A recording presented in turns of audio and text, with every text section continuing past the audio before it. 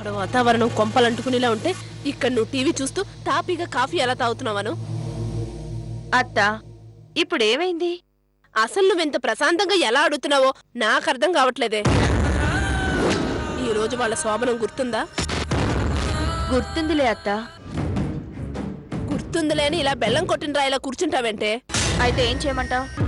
వెళ్ళి దగ్గరుండి భూమిని శోభనం గదిలోకి పంపించమంటావా?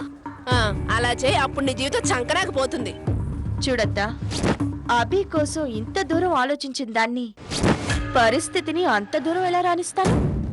నాకు దక్కాల్సిన అభి ఇంకొకరి సొంతం అవుతుంటే చూస్తూ ఎలా కూర్చుంటాననుకున్నారు? ఆల్రెడీ ప్లాన్ ని ఫిక్స్ చేసి పెట్టాను. నువ్విక్కడే ఉండి అక్కడ వాళ్ళ శోభనాన్ని ఎలా చెడగొడతావే?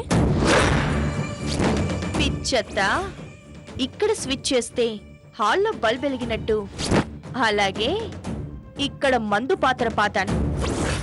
అది డైరెక్ట్ గా అక్కడ శోభనం గదిలో పేలుతుంది. నువ్వు చెప్పింది అర్థం కాలేదు గాని ఏదో చేయబోతున్నావు మాత్రం అర్థమైందే.